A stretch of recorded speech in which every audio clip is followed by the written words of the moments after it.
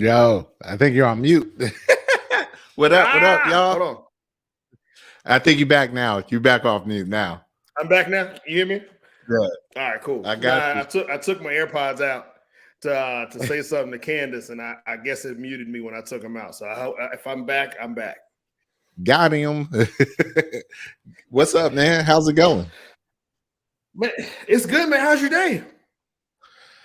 The day has been, it's MLK Day, right? It's MLK Day. I don't It is. really know It what to say is. on MLK Day. Like, what's the general emotional state of MLK Day? Is it like a happy, like a merry day? Is it like a recognize of service day, recognition of service? What do you think is the Are we balancing back point? to that? I think we talked about this before. Another thing. Well, I think it was Freedom Weekend. We I we assume Freedom Weekend is all about being free. Celebrate your freedom, definitely. But MLK Day specifically, what do you think? I don't know what we're supposed to say. Like Like even on social, I don't think I even.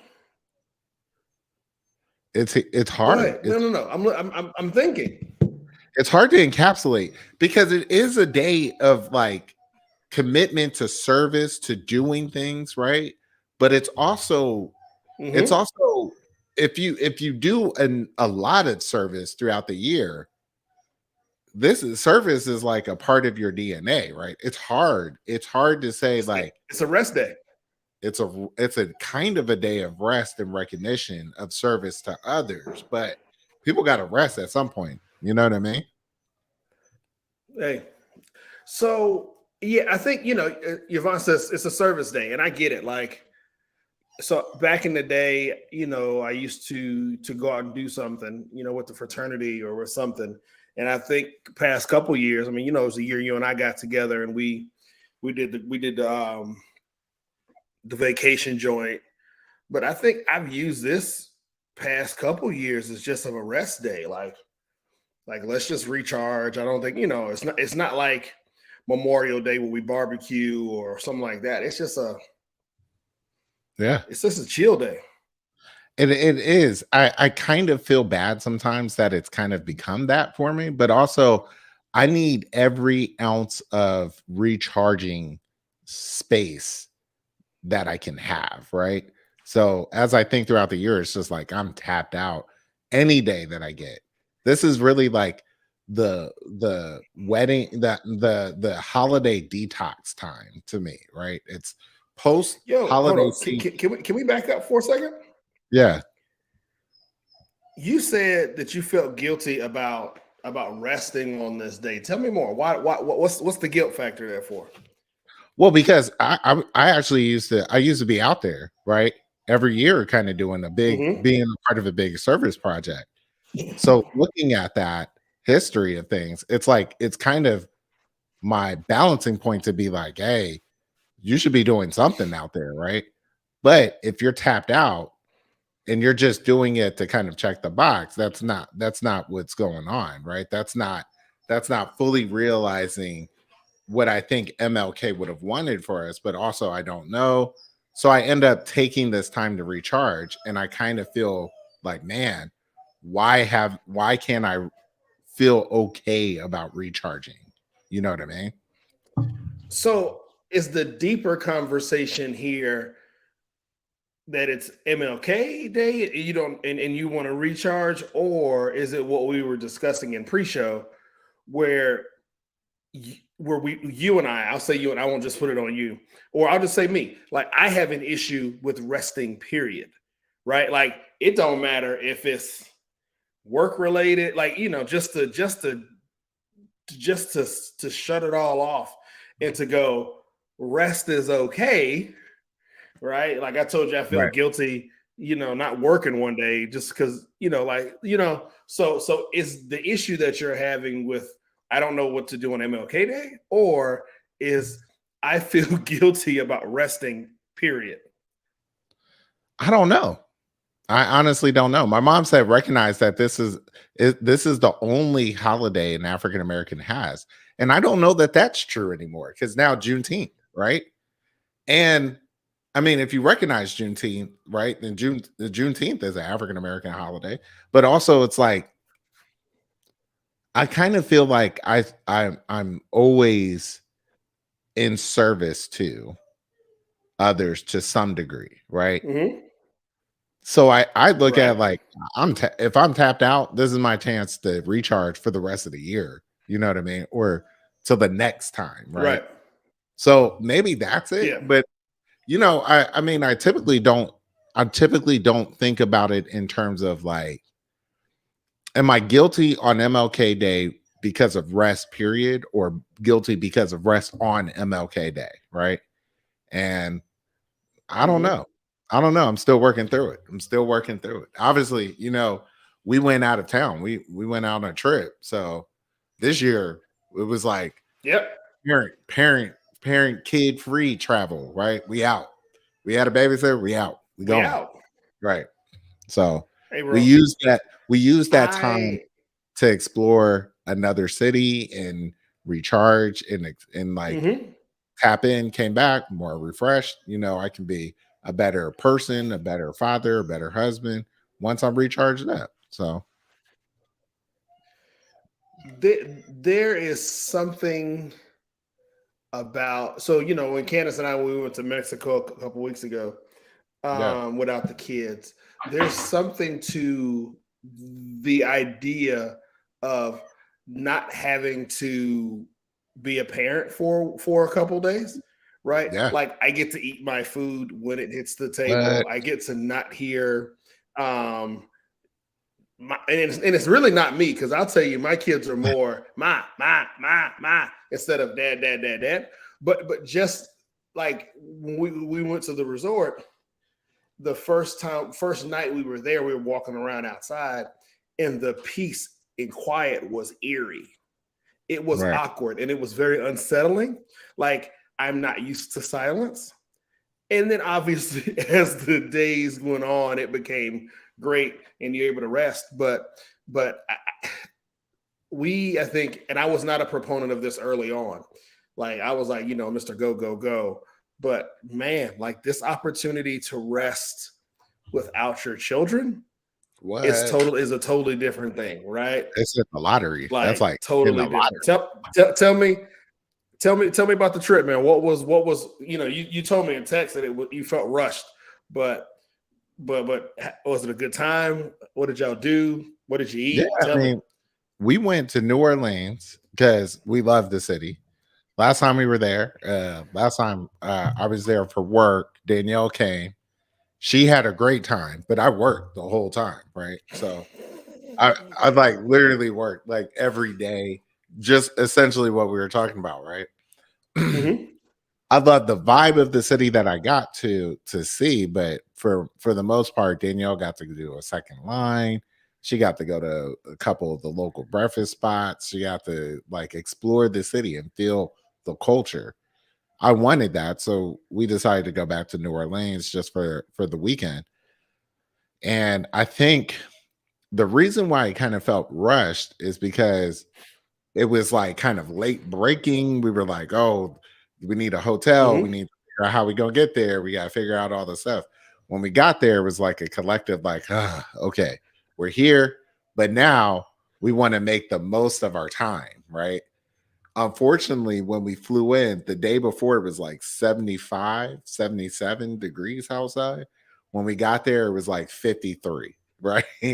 Temperature dropped out of nowhere. It was Yeah. cold, coldest I've ever seen it, ever heard of it being in New Orleans. But I mean, people were still out. The culture was still out there. It was still cool. I think what we realized on this trip is that when we go back to New Orleans, it's time to probably just do much more of the local, not so much the touristy things. Like bourbon was bourbon, Yep. but Frenchman Street Hmm. way more cool. Like it just the music, the organic sound of everything, right? The sound of New Orleans. But then Right. we actually got to do a second line. We walked in a second line parade on Sunday and pushed our flight back. Was able to make that happen. We went to the Garden District, explored around there, got breakfast, was dope. So I mean, overall, I love New Orleans. I just love the vibe that I get from New Orleans. Unfortunately, I'll tell you about some of the crazier things is that when we landed, our Lyft driver was like, "Hey, y'all mind real quick if my cousin ride with us?" And we're like, "What?" No, no. legit, legit. We pulled up. Shout out to the Lyft driver. She was like, "My cousin just called me and said, hey, I'm flying in. Can you give me a ride?" I told her I'm up here with the Lyft. I'm gonna ask these people. I'm gonna ask these people. You no lie. We get in the car. She's like, "Y'all mind wait?" We like, is this like real quick? Is this like, how does this go? Legit. We waited. Cousin got in the car. We got down there. We heard some of the most horrifying stories of Uber and Lyft drivers. I now have a newfound level of respect for all Uber and Lyft drivers because of the drama they go through. Danielle is laughing because it was No, pure no, hilarity. It was hilarity.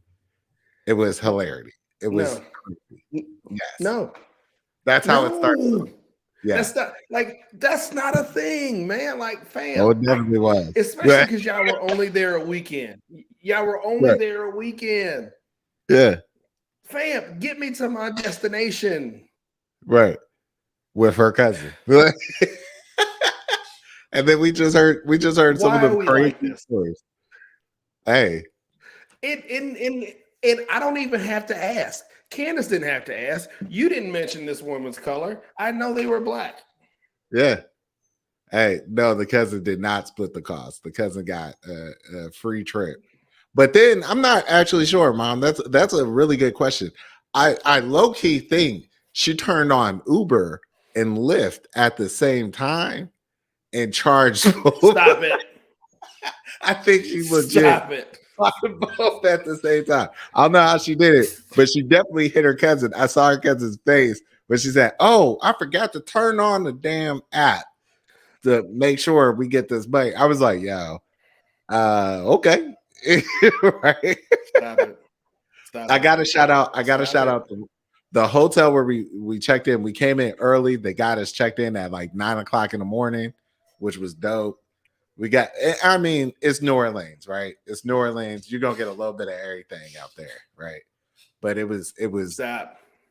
it was true. Miss Universe was Stop it. happening. All right, hold on. Here's my question. What did Yeah. you rate the Lyft driver when you got out? Hey man. So this is the thing to know about me. I believe in everyone coming from all walks of life. The struggle is real. I'm gonna give you about 4 or 5 stars, bro, easily, because I know it's real out there, and you're trying to make something out of nothing, right? So, but with these Lyft drivers, what I will say they will straight up do, and she told us peep game. She was like, yeah, um, what you should know is, I had a fare last week, and I said, "Are you tipping?" He said no, and I canceled the ride. I was like, oh. Oh, She was like, "You don't look like you tip." I was like, oh, okay. Dude, it was so crazy. It was crazy, but it was dope. It was dope. But she straight up told us about some horrifying stories that I was like, I don't know if I should have come to New Orleans with all these stories that she was telling us about crime in the city. And apparently the crime in New Orleans has gotten off the chain, like crazy off the chain. So you find yourself in the wrong neighborhood, call the cops. It was wild. I mean, like we could put a kicks down there and talk about why crime is up in the city, but we won't because that'll get me on my high horse. It was crazy. I'm not I, I shouldn't be shocked by this. There's nothing that should shock me anymore. Right. But And I would say this. So more so than that, and like let's put the culture frame on this, right? while the Lyft driver was one of those things that I would say that's interesting, right? I'm not really upset about it. It's all good. We rolling, right? The more thing that I'm more disappointed in about New Orleans is the sheer gentrification of the New Orleans Oh, experience. It has been okay. co-opted. It is like everywhere you go, a Manhattan is old fashioned, right? We trying to order old fashioned. This bar straight up told us an Hmm. old fashioned would be $28. I was like, what's in the old Ain't no fashioned? way. They were like, oh, it's like authentic because no, it's an old fashioned. And I'm not paying $28 for an old fashioned. Are you tripping? You lost your mind, right? They're like, oh, this is the original Zazarak. The Zazarak is all over here.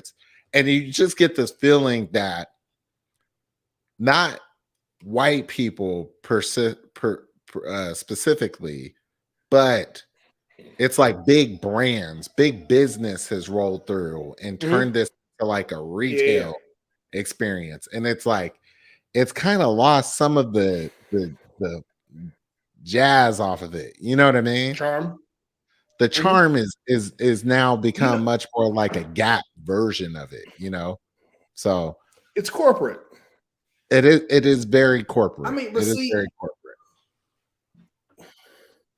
I think, this is a sad thing, right? Because I think we see this even you look over any spot that's touristy right now, and I think what you're seeing, whether it's New Orleans, insert Caribbean, insert anywhere where there's a high volume of tourists, I think now it's just become let's remove the people in the Right. culture in the authenticity of that space, and let's bring in big brand, big corporate, and then try to and then allow big brother or big corporate to manufacture authenticity when so that they can they can rob the community of that dime.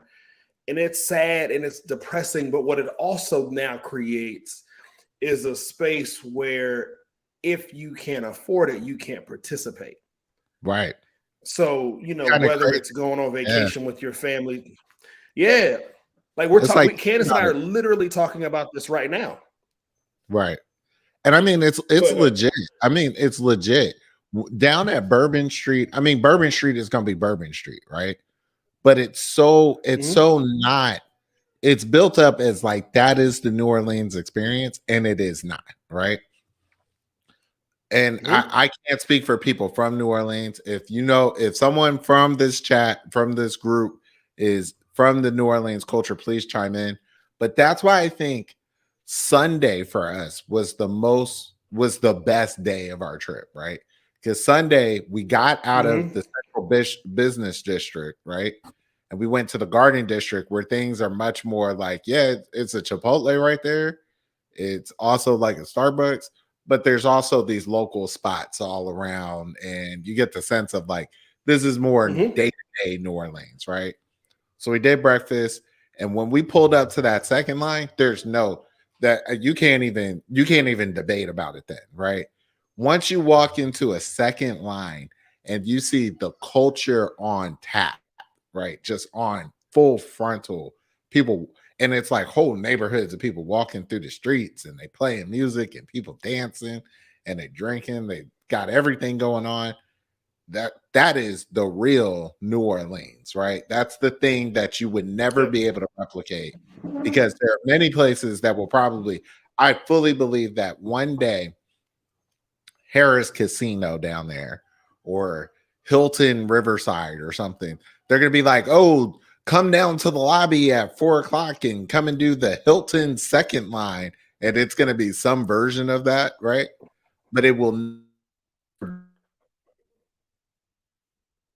of that. That part was crazy. I shout outs to Danielle for like putting that on the list of like non-negotiable. We have to go do a second line because that was New Orleans proper, right? That was it.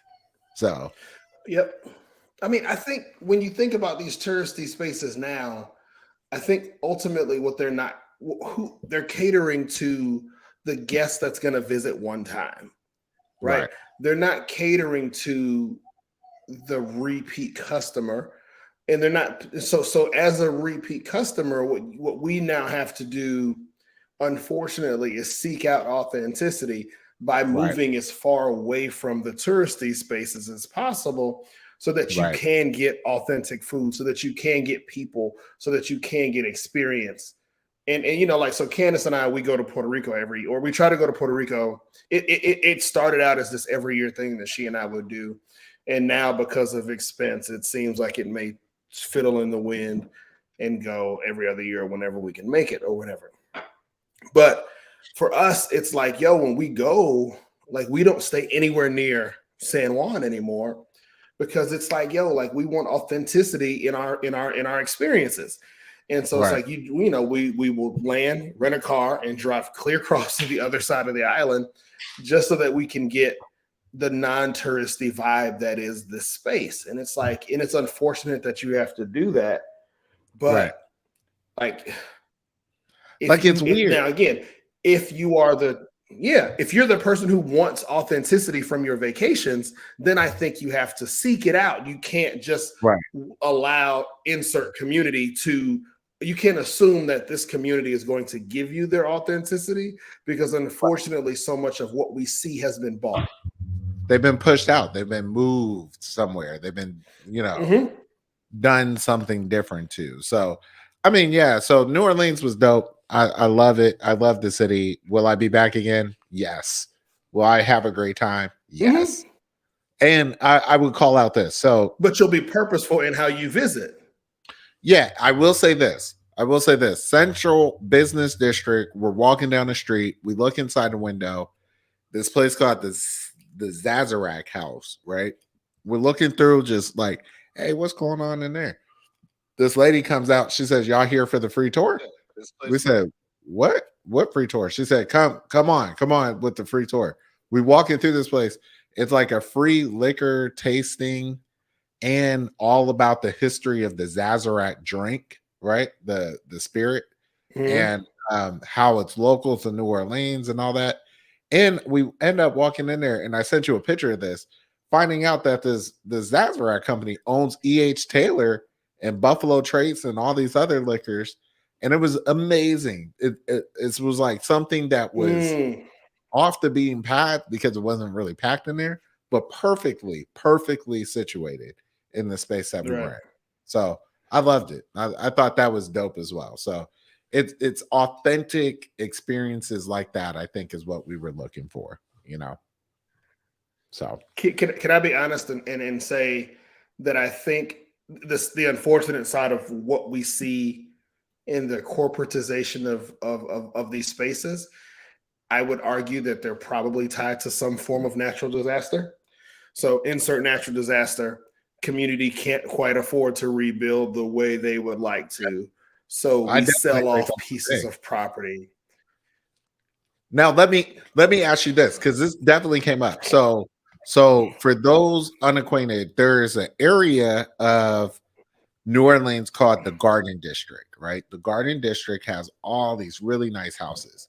If you're local to Atlanta, this would be like Inman Park, right? Inman Park, Grant Park Okay. area, really like authentic to that area houses, right? As we were walking through the neighborhood, Danielle said to me, "Would you feel weird moving into a house that can date back to slavery days?" Right? And I'm curious of your thoughts on that. I'll tell you mine if you tell me first. But would you feel weird? And people in the audience, please chime in on this as well. Would you feel weird moving into a house that could date back to slavery days? Would you feel weird living in that house?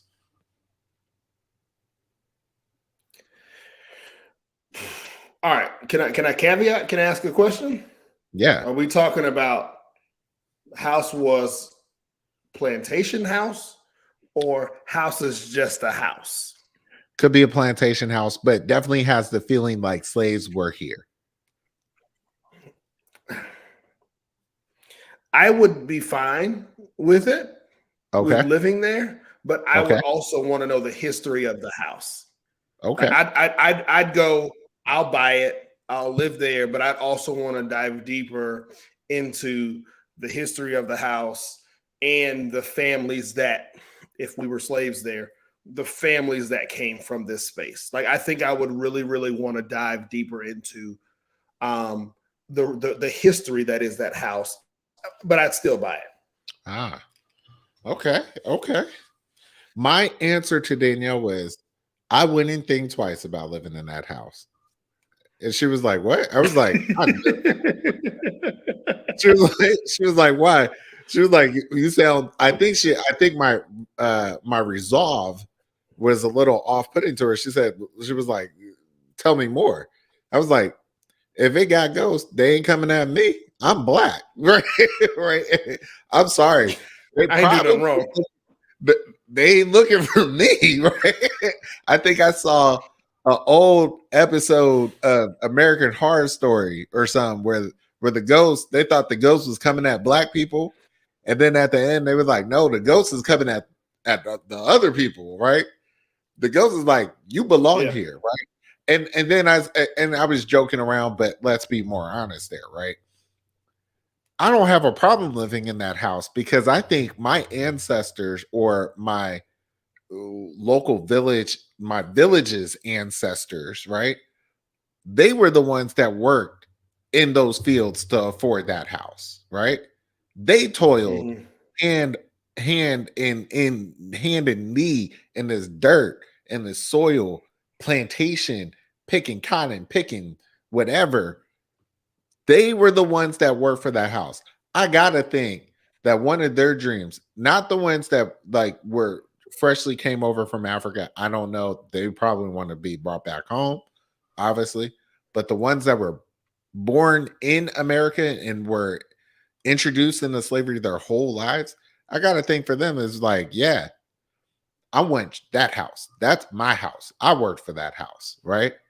So when I see houses like that, So and we're walking around and I'm looking in the garden district and you see all these people and they're not all white people, not all white people bad. People are very aware of things. But when I just see the privilege of an area like that, like it's people just like it's nice cars all in the driveway, it's people living nice really well, and maybe a lot of them earn their way and that is fine, but I just see a lot of privilege there, right? And that's a beautiful thing for some. mhm. I would quickly count myself as one of those people that would be like, "Oh, that house, I could get that. Oh, I'm moving in. Yes, I want to be over there." You know what I mean?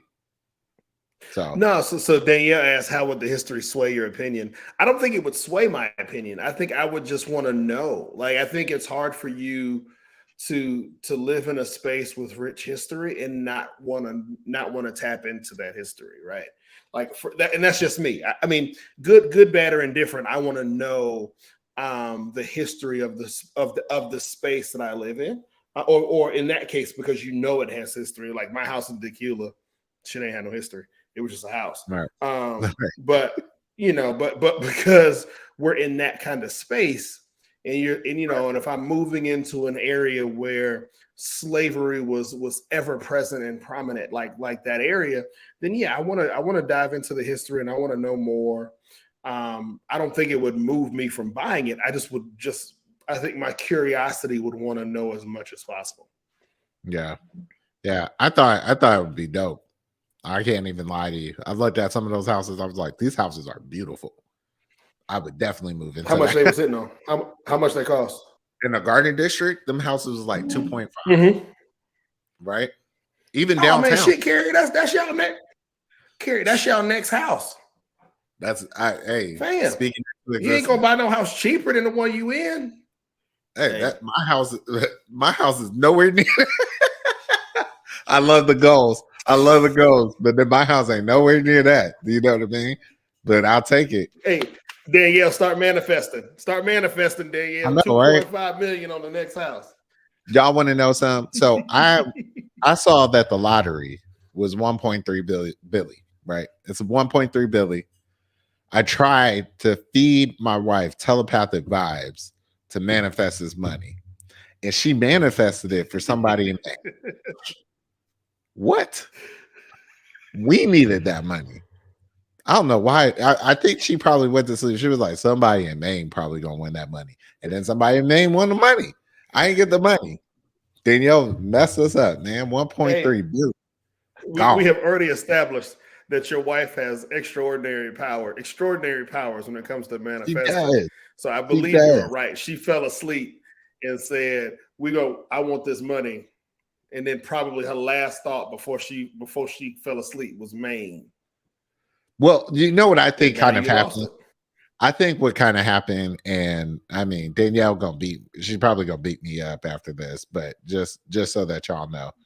I think what probably happened was she was chanting like Gucci Mane or T.I., and she said Maine at That's the probably right. end, and Maine. Yep. God heard, we need this Maine.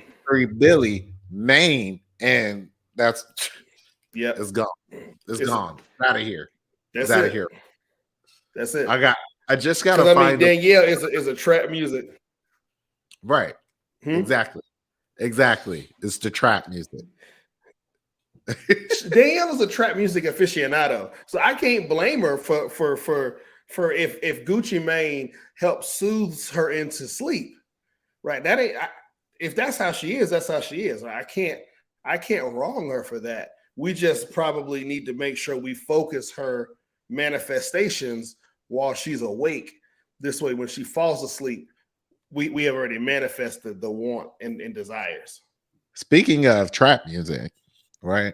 While we were in New Orleans, that's on Chopper Style. That's on Chopper Style. Mm-hmm. Chopper Style, chop chop. They turned it into a supermarket commercial for like Instacart or something. Stop. It says Shopper Stop. Style. Shopper Style.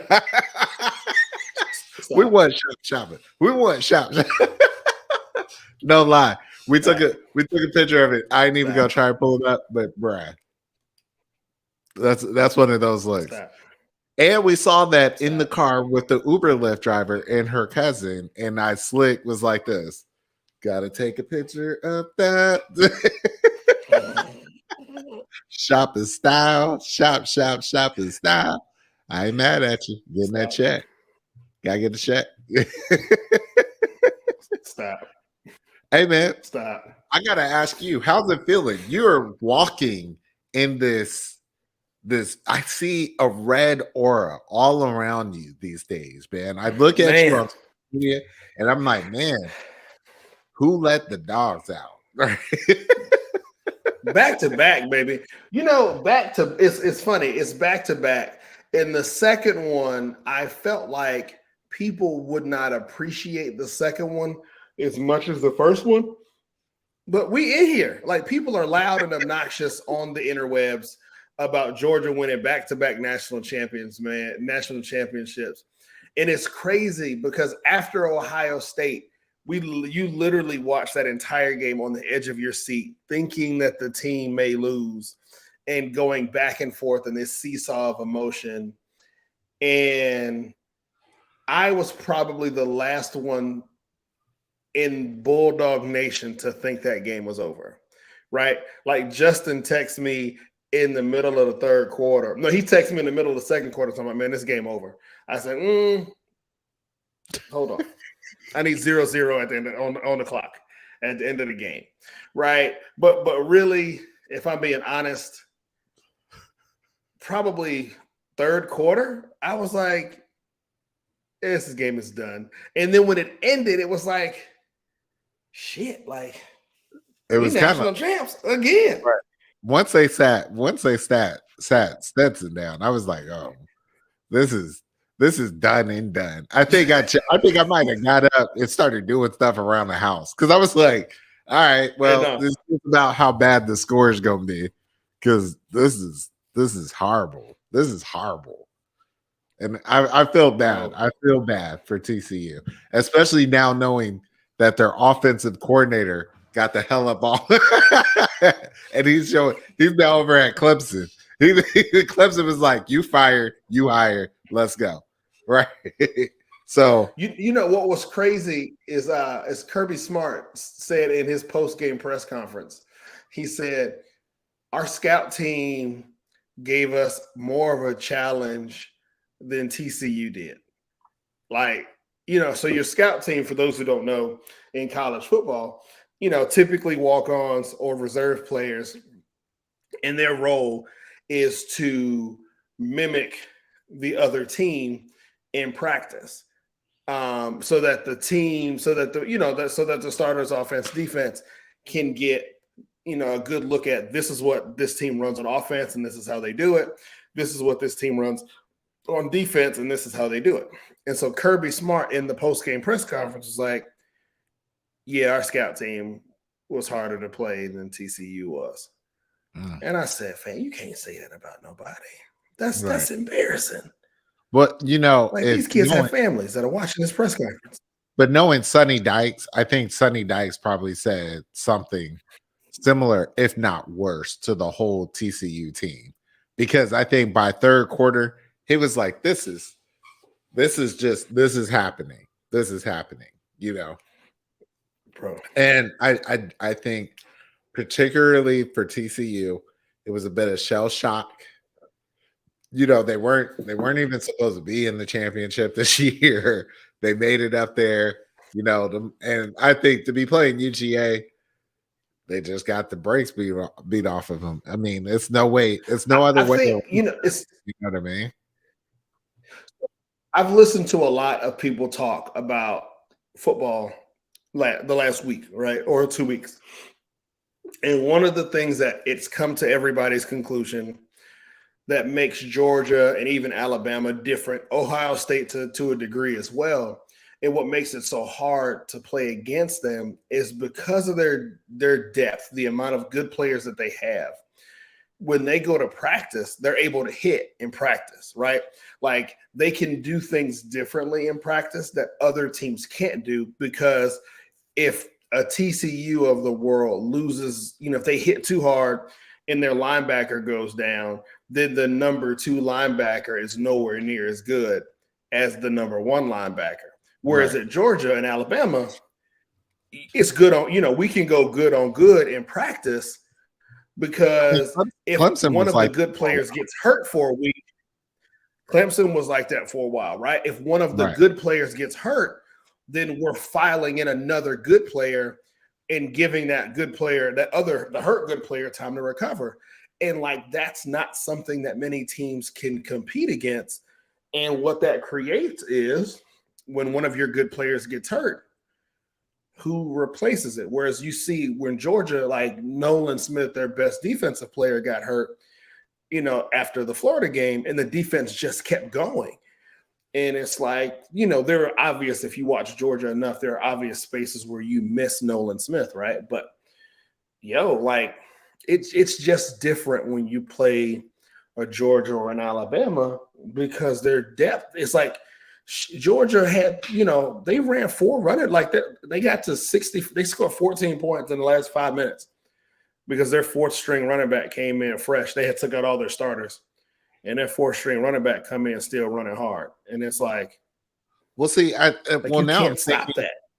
I think I'm reframing what you said, what Kirby was just talking about, right? About the scout team. If your scout team is as good as TCU's starting squad because of the depth that you bring to those games, then it's like TCU's prep was never going to be as good. Never good enough, because TCU's prep team isn't like, TCU had an impeccable run through the Big 12, right?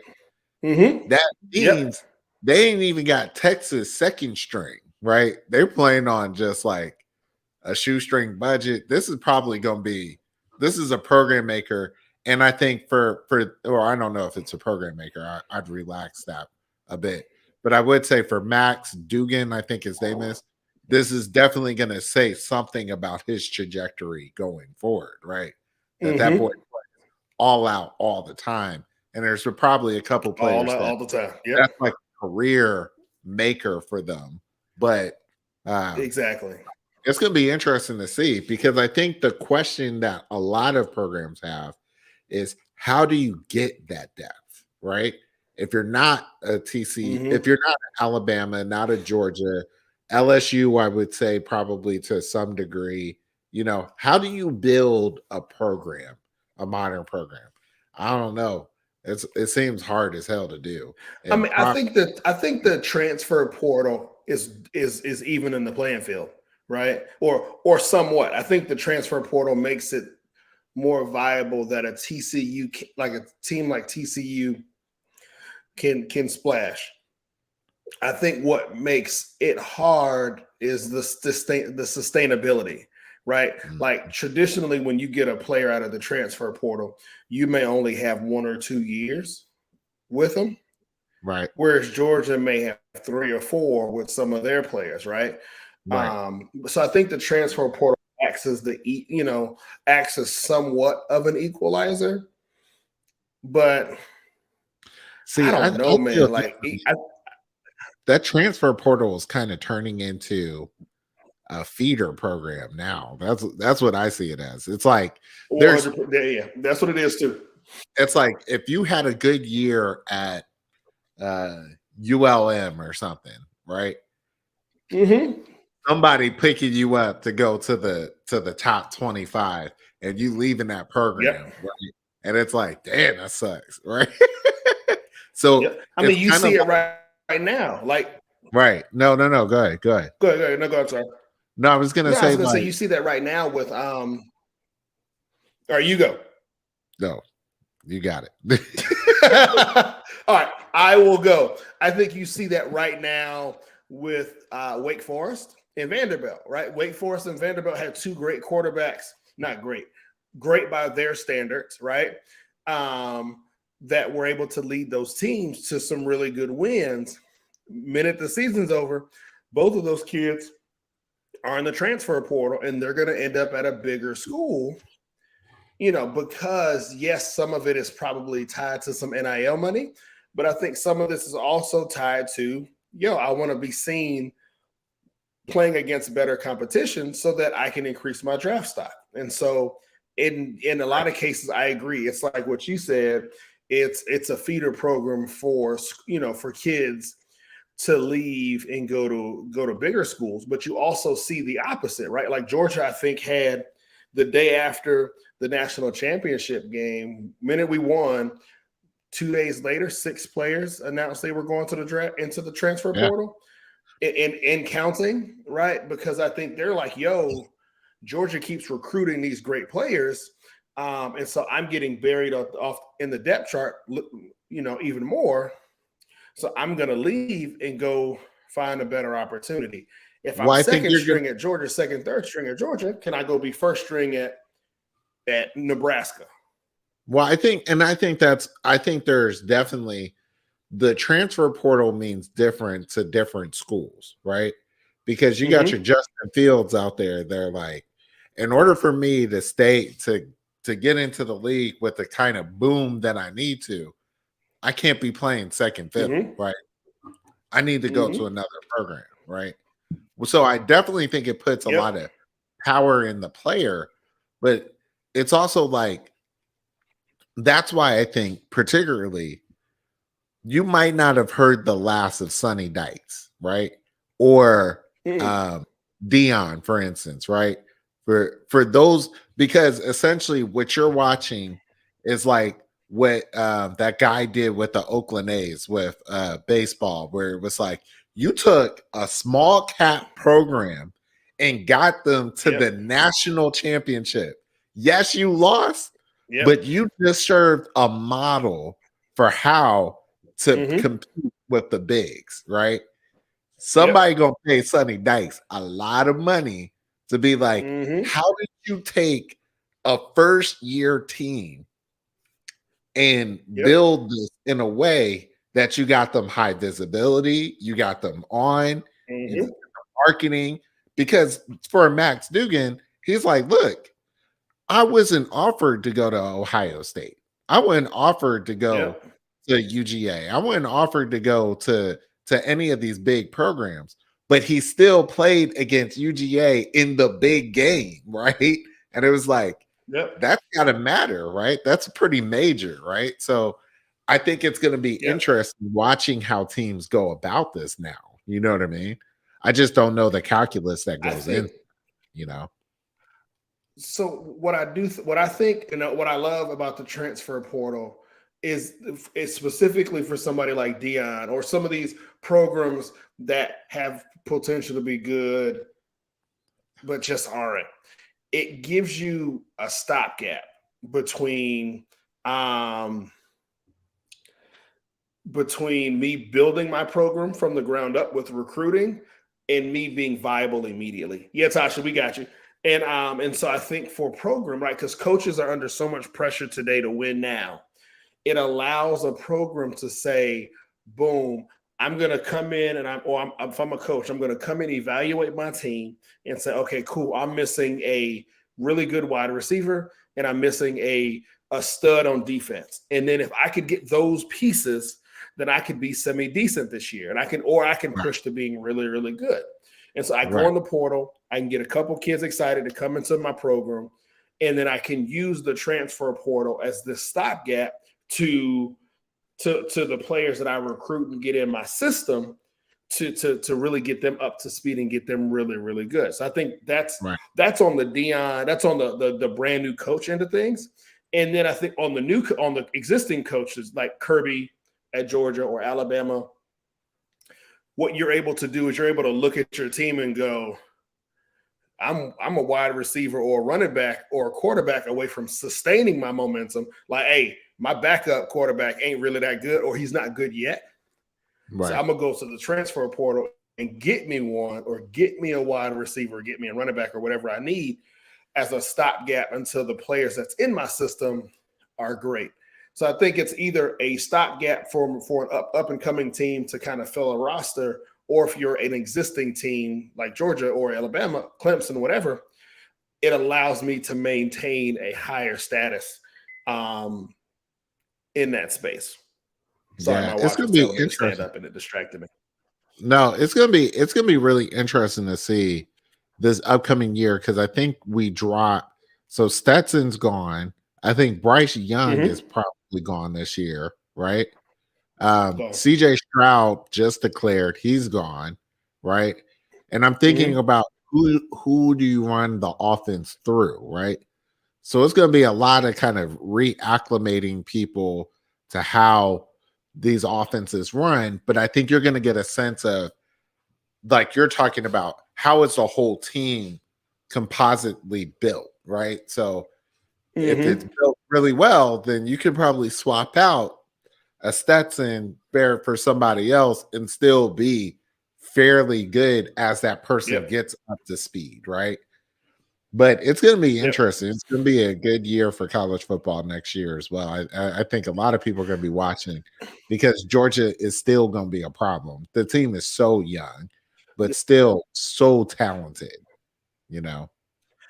Like everybody believed that if you're going to get Georgia, this was the year to do it, because the team was so young, and of the belief that Kirby doesn't win with offense. The belief was that Kirby wins with defense, because the defense was so young. They were like, yo, this is the year to get him, because you're not going to get him once that defense gets older.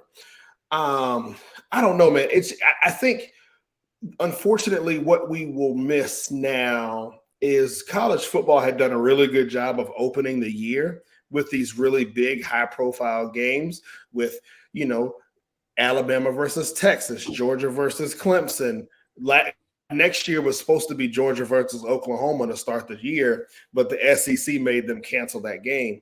But because the playoff is expanding to 12 next year, I think next year, or maybe 2025, I think you're going to see less teams make that big opening game, because they're going to be like, yo, if I'm breaking in a new quarterback, I might need 2 or 3 weeks. So I'm going to open with Ball State, or I'm going to open with Murray State, or insert, Grant. I'm going to open with a smaller school that I know I can just out talent, and then I can give my young team time to. So I think you're going to see from major college football, you'll see That's interesting. schedules get weaker and worse, because I need time to build my team, make sure my team solidifies. And if I lose one game, I'm not out of the playoffs, which is right now, under the current model, if you lose 1 or 2 games, it's harder for you to get in. Whereas, with Dang. 12 teams going in, But lose see, two I think games, you're for still in. your developmental programs, your programs that are still kind of developing, like a future TCU or something like that, or I would go as far as saying Notre Dame is like this as well. Tech, as they try and get themselves back together, right? Florida State, uh, UNC, Chapel Hill, all these schools, like developmental. We're like maybe 2 or 3 steps away, right? I think you're going to see those schools be like, no, we need a resume building season of killer, killer, killer, killer, killer, killer, because that's the model to make sure you're in that upper half, right? To where if you Mm-hmm. dropped a game or two, it was like, but I dropped the game to people that were in the 25, I should still be in, Mm-hmm. right? And it's like, you don't, there's like TCU's model this year was like, how many people can you beat, right? And keep beating, All of them. right? But it's still not SEC, but it's a strong enough case to be made that's like, yeah, look at their run, right? That's how they got in there. Now the goal is, can I Mm-hmm. split the top 25 and get into the top 12? And what are the chances that I'm Yep. going to drop a game, right? If I drop a game, Yeah. can I still make it in? You know what I mean? To me, what I hated after the game was over was everybody took that game as a testament that TCU shouldn't have been there. TCU should have been there. Like, they beat every team on their schedule. They Right, embarrassed Michigan, who for all intents and purposes looked at TCU like a joke, right? right, And so, you know, TCU deserved to be there because their schedule dictated. They won every game. They beat everybody in convincing fashion. I think that was a bigger testament to UGA in their preparedness and not TCU's inability in the fact that they shouldn't have been there. Like, right. TCU should have been there. They earned their right. I think Georgia just came in and they did what Michigan didn't do, and they took Yeah, I TCU mean, for real, and they showed up and hit them every freaking play. well, I think Michigan, the people's assumption is that Michigan would have done better. And I don't know that that's the case. I think the team that pushed was Ohio State, and that's essentially what people thought Mm-hmm. was going to happen, right? Was Ohio State was Yep. a very good Ohio State that lost to Michigan. Does Michigan line up with UGA? We got to stop doing that. That kind of calculus, the look test that's like, well, Michigan beat Ohio State, so they should be able to beat competitively Georgia? No, come on. Mm. Michigan would have walked in there and got they behind beat just as bad. I'm fully aware of that, Yeah. right?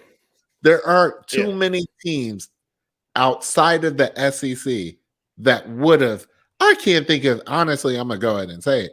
I don't think any of them would have pushed Georgia in that championship. All the teams that would have Not the way pushed they played. played them in the season, and that was that, right? Yeah. It was Tennessee, like Like, a healthy Tennessee, right? Uh, South Carolina or something that was just ripping them off.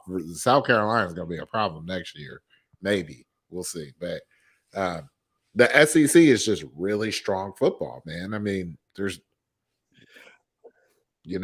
that's that. You know I what don't I know. mean? Like, it's crazy.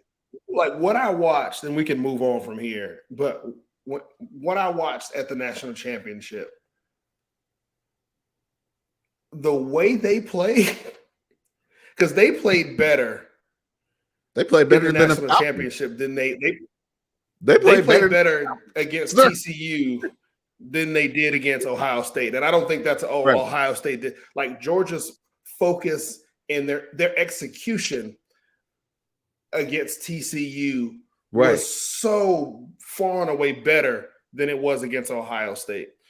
I don't think there's a team in the country that put up that could put up 30 points the way Georgia played against TCU. I think the score would have been 65-30.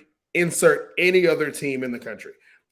Right. Alabama, like the way, and I'll say the way they Georgia was played just in the firing on national all championship. cylinders. They were firing on all cylinders. They played You know what I mean? Like, like they if it was like if Ringo and what's his name communicate better, TCU doesn't score. right. Like it was that one play where both Bullard and Ringo ran with the inside slot receiver. This is way too much information. Ran with the inside slot guy, left the outside guy open. It was a coverage bust. If they Right. simply communicate better, And TCU it does doesn't not score, and you're. and they not once that I don't. door was exposed, the door was shut. You know what I mean? So I honestly don't know. I know Jeff just dropped out. We're gonna see if Jeff joins us back in, but I don't know that anybody would have beat Georgia. I mean, it was a pretty tough crew. Are you back? Hey, I don't know what happened. Hey, I don't know so what as happened. long as you're back, man. Hey, I was just telling the audience. I was saying I don't know that anybody would have beat Georgia. I mean, No. and I think this is the fallacy of this is that SEC is dominant. It's pretty bad, right? It don't matter. There are going to be people that are going to say, well, Pac-12, there's a Pac-12 team that could have done this. There's a Big 12 team No. that could have done this. There's no, don't stop playing yourself, right? The only team, and I'm biased. I'm hugely biased. Clemson had a really bad year. DJ just did not turn out to be the guy to run their team, right? But the way Clemson beat Alabama with Trevor Lawrence was what happened. You're just seeing a team that was like, this was never a question. We're just hitting on all cylinders. There's zero room for error. And if you got that kind of essence again out of Clemson, they're gonna be a problem. But that's why they run the ACC, is that it don't matter Miami what you convince yourself of saying. It doesn't matter Florida State, doesn't matter UNC, Louisville, whatever. You got to come through Clemson, and they going most of the time, even with DJ, they beat breaks off of people. You know what I mean? So, Like, but Clemson let's think about is that the only statement right non-conference. there. Yeah, You think about that statement, right? Is you saying Clemson with Trevor Lawrence, Ohio State with CJ Stroud.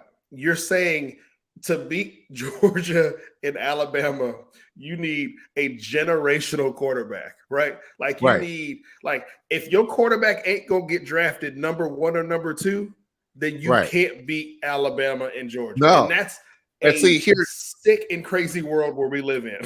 I would say this: the craziness of all this is right is at the time you don't know the calculus that's about to play out, right? But the fact that Deshaun Watson beats Alabama, right? Beats Alabama back in the day, and then goes off into the league. It turns out to be a pretty good quarterback, right? Not crazy good, but he's pretty good. But the thing that no one sees coming out of Clemson is that Hunter Renfro, who was a walk-on, who has a chip on his shoulder, and a slot receiver, ends up getting onto the Raiders and been kicking up all types of hell for people, right? And it's like, yeah, Yeah. you gonna need a squad because the team that Clemson had at the team was a once in that run, once in a 4-year run type of team, right? Then they get Trevor Lawrence, they get some weapons, they get some people, and all those people are doing their thing. But that's the type of squad that you're going to have to put together because now when you look at Jalen Hurts coming out of Bama, and it's like the boy got a good shot at getting to the Super Bowl, right? Yep. Tua's team made it to the playoffs. He took Miami to the playoffs. What? Right? So you just got to know that the teams that you're playing against, these ain't no layup teams, man. Like Georgia's team is going to be successful at every level, right? You're going to need some hardcore weapons to take down Georgia, firing on all cylinders. That's Alabama was whooping teams with AJ McCarron. Like right. we forget. Like Alabama was whooping people ass with AJ McCarron and who that dude that played for the Patriots right now that ain't gonna make the team next year. Mac Jones.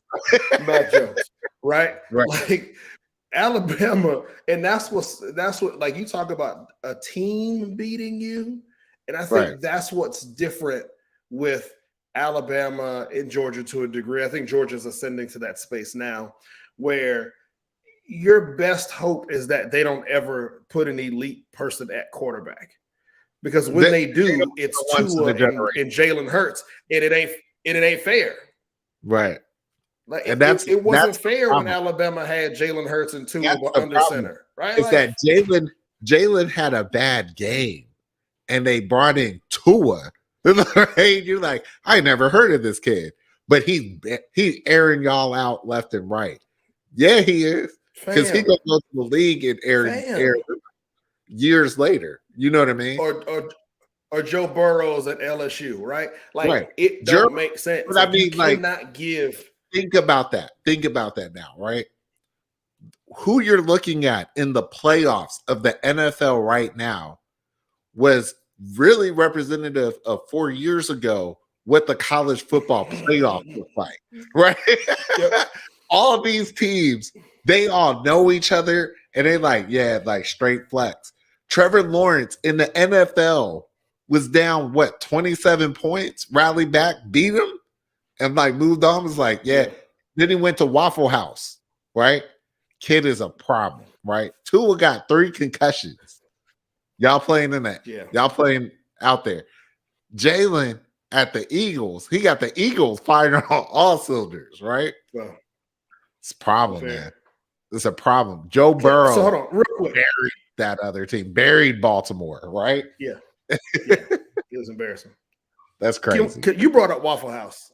You brought up Waffle House. Did you see the internet the other day? Somebody done put a patty melt, the Waffle House patty melt with some hash browns between 2 waffles and made a sandwich? Yeah, I know. Fam.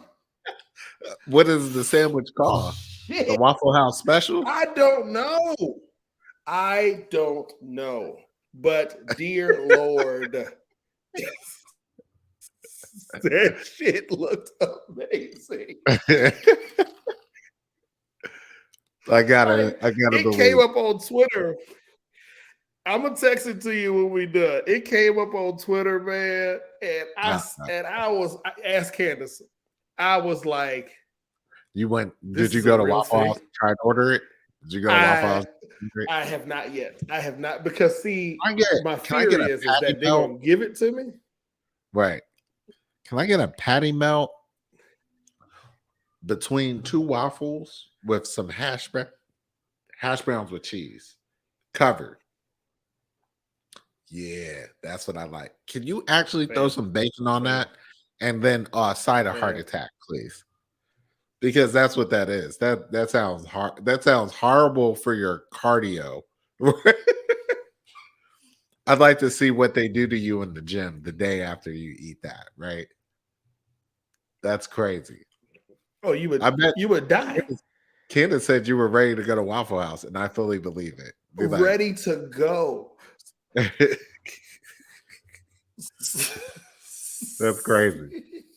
I can only imagine. Hey, anyway, I'm done. Like that might have been my hero. I know we got one more story we need to hit, but I'm just letting y'all know that Waffle House sandwich was my hero of the week.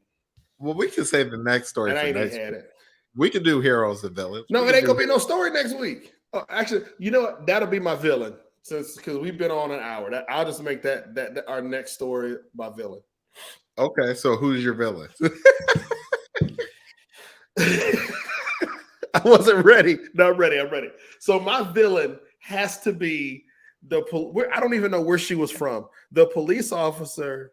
There was a police officer group that got fired from somewhere because they found out it was 5 police officers. They found out that they was running a train on the female police officer. So they fired, She they have doing sexual suspended acts. some and they fired some. She doing sexual acts They while ran on it while she on the doing clock. oral sex while out on calls, and she married. Yep. She's married, and everybody gone. Everybody gone. Captain gone. Lieutenant gone. She gone.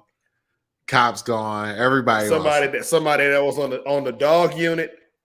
Gone. Everybody gone. They And ran a it's like, train on this woman.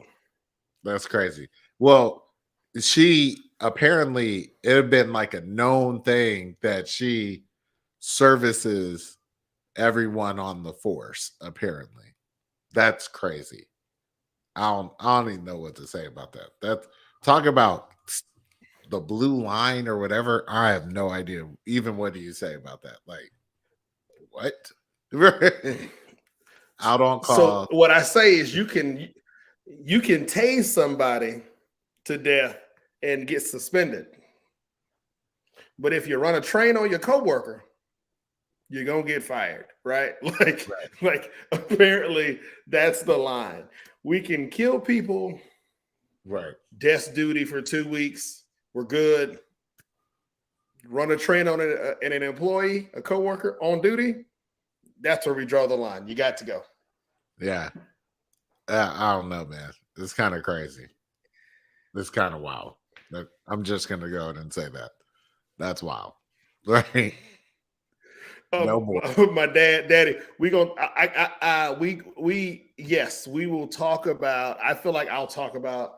I wanted to ease into to the episode and not really jump into politics this week.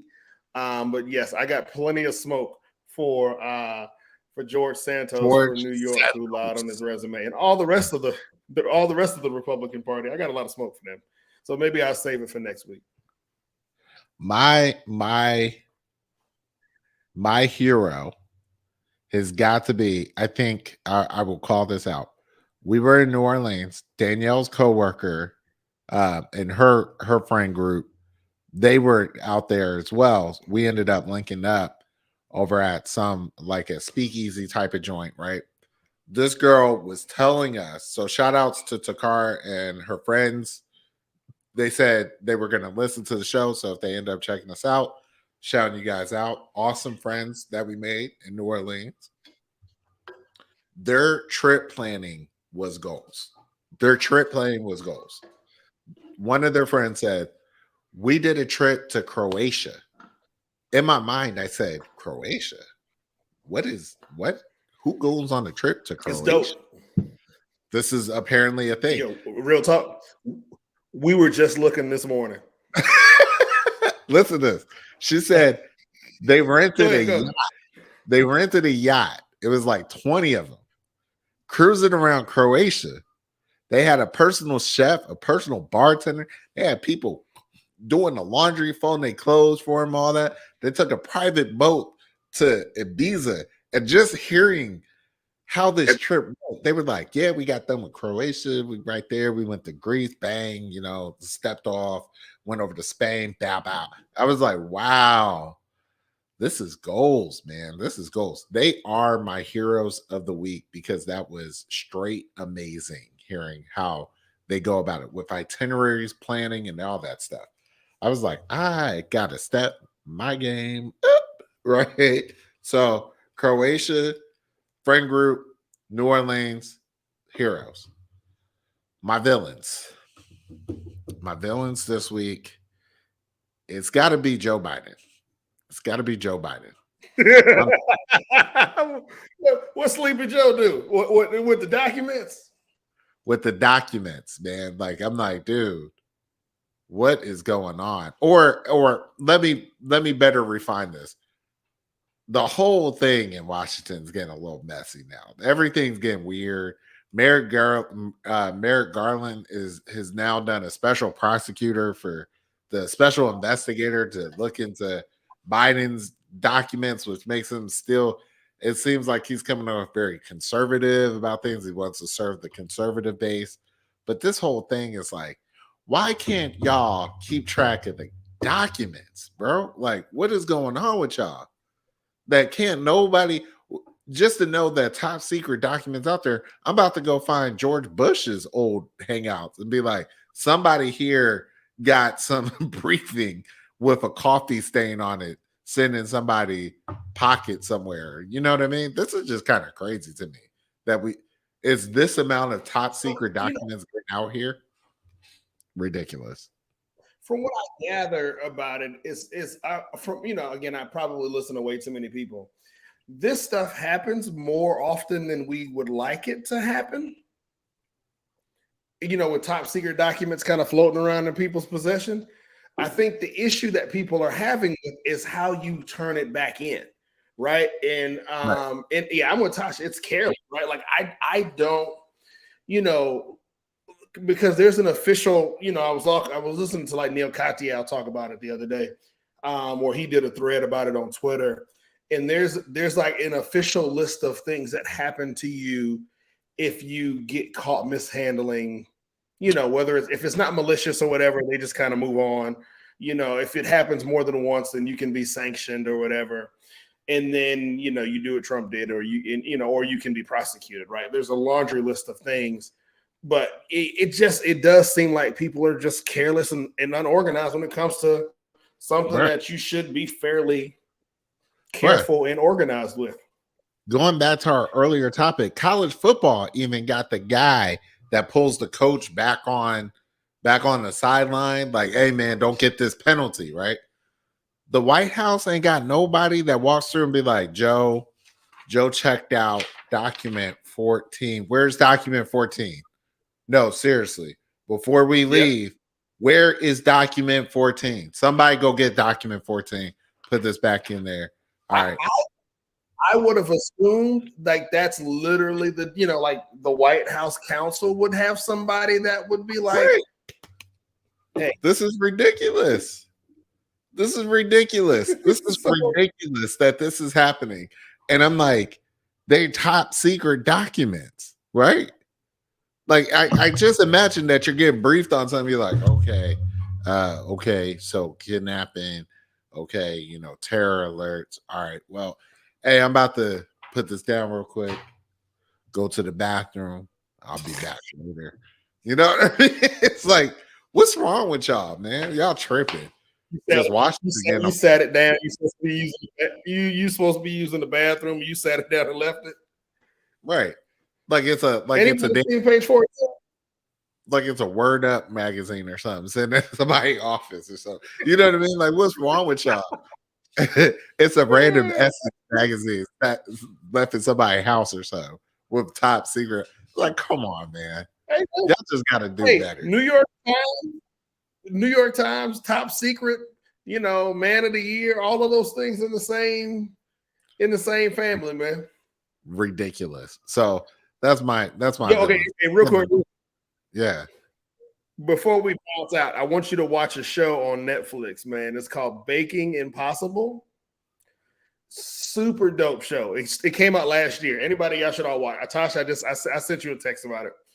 The premise of the show is they pair a baker with an engineer, and they have to bake a thing that can also move and whatever and accomplish the task that they put forth. So the first episode is like you had to make an edible boat that would float across the water and carry the desserts that you made and baked across to the other side without sinking. But it also had to be motorized. So they had to put, so it's like literally engineering meets baking.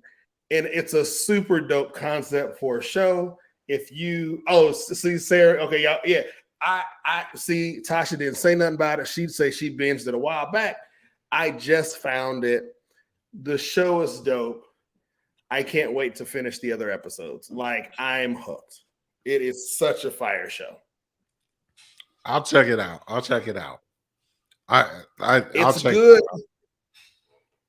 Mindless TV, right? It's just like good. I'm laying in the bed. I want to sit back and watch a good show that's mindless. Boom. Right. Candace said, clearly we did nothing all week. I give you props. So that's freedom. That's freedom. What you choose with it, Amen. do you. But watching the show, I ain't mad at you. I ain't mad at you. Do your thing. So yeah. Tasha said them votes I didn't make it. Like, fam, because it's so one of the judges is a baker, the other judge is an engineer. And like he telling them, and it's a black dude that's the engineer. He's like, yeah, I can. This is why your boat sank. It was too heavy on the top, right? Like, and so, and then if the desserts be trash, like it's a great show. I had to check this out. This sounds like a weird challenge, but I'll ride with it. On y'all's endorsement, I will watch it. Just go when you finish the show, go watch episode 1. Coop already asleep. Ram Dollar is asleep. Go watch episode 1. I might have to hit that off. I'll check it out. Let me text you the names so you don't forget. Boom. Hey man, that's all I got. That's all I got. I think we gave y'all a show. I think we got it in. Hey man, we did it. MLK Freedom Weekend 2023. We made it. Did you see the MLK? Yeah. So eventually, if y'all hadn't seen that MLK statue that done broke the internet, I guess in St. Louis? I don't know where it is. Y'all go find that. That's pretty funny as well. That's all the stuff that's happened this week. You're officially caught up. I will check it. I will check that out because I saw something trending and I didn't know what it was. So I will have to check that out. And that's how you tie all the things. Yep. That's it. That's it, Dad. We tying up MLK Freedom Weekend in a bow. Vacations, Georgia football, police officers getting trains ran on her. All the things that MLK would have wanted. I'm sorry. I'm sorry. I'm done. Yeah, I'm done. I love y'all, man. That's an interesting statue. I will say that. So I have to read more about that. But no. It's all good. All right, y'all. Thank you for a great show. Thank y'all for coming in. Hey, I'm Jeff. I'm Carrie. Peace out, y'all. Drunk Mondays, baby.